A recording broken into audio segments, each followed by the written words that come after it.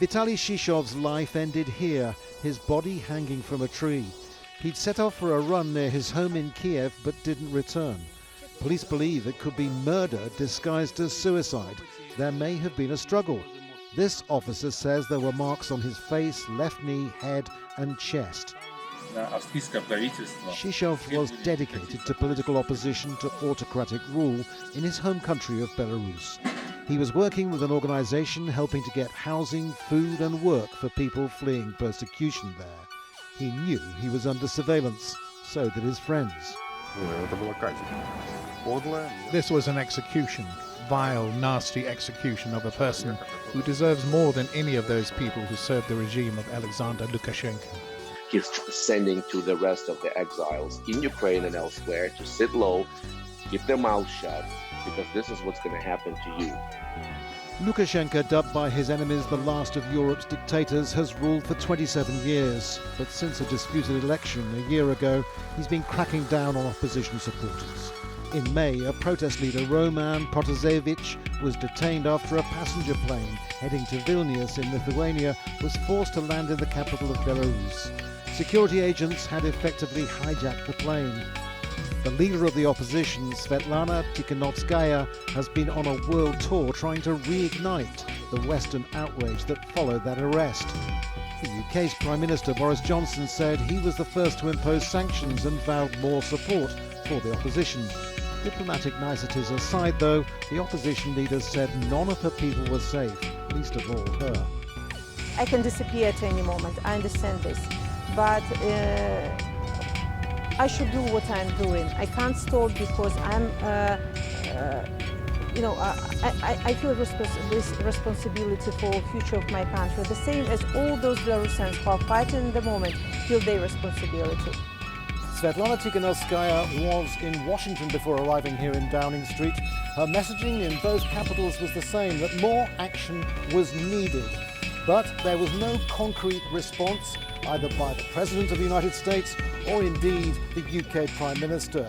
And as far as the President of Belarus is concerned, it appears from events in Ukraine that he seems intent on continuing his deadly messaging. If security agents from Belarus did kill 26-year-old Vitaly Shishov, it is indeed a dark warning to opposition activists. Andrew Simmons, Al Jazeera, London. They killed us from the inside, the title of a damning report by the Human Rights Watch following an investigation into the deadly blast at Beirut port last August. The explosion was caused by the tons of ammonium nitrate that arrived in the cargo ship Rosis in 2013.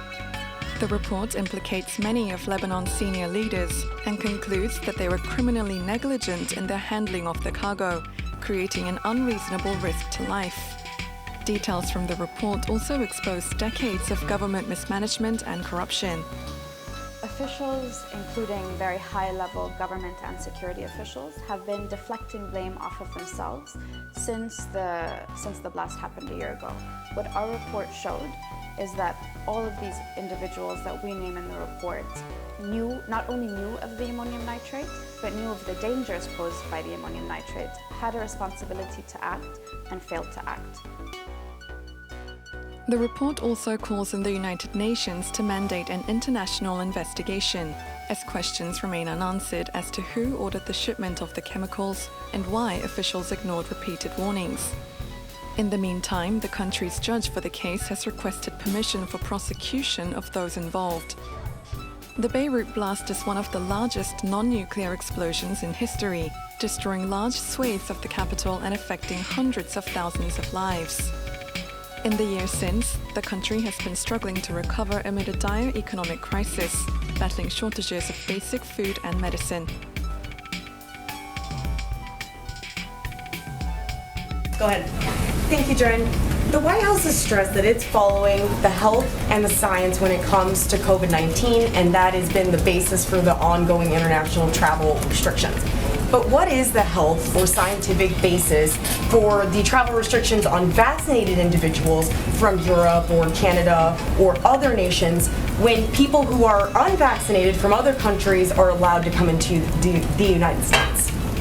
I would certainly point you to our health and medical teams who make these decisions and evaluate what we need to do from a public health perspective to keep the American people safe at a time where the Delta variant is rising and one where we are very cognizant about keeping the American people safe.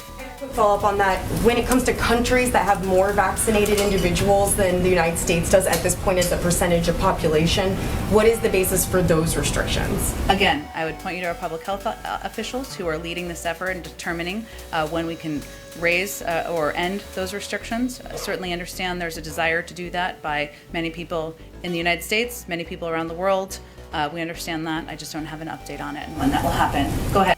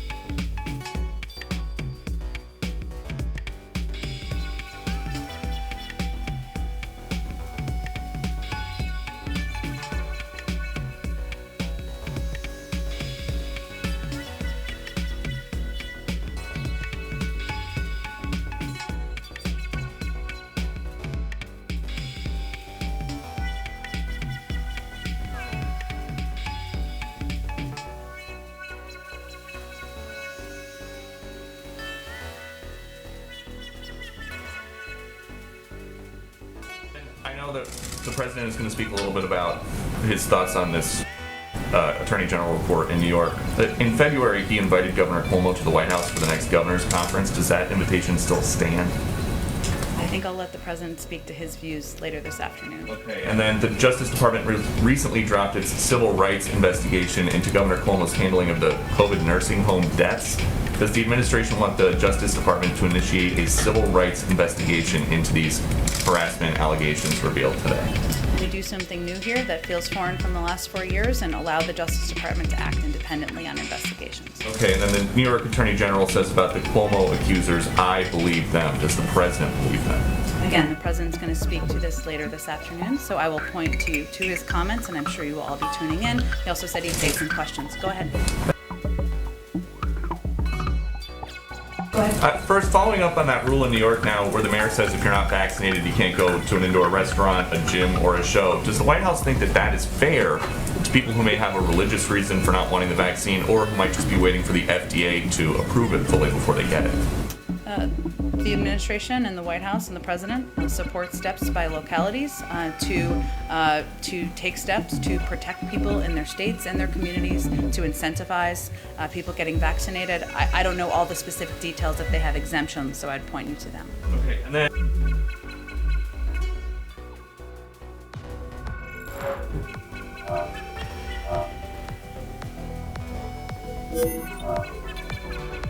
Portable TV. Come watch with me.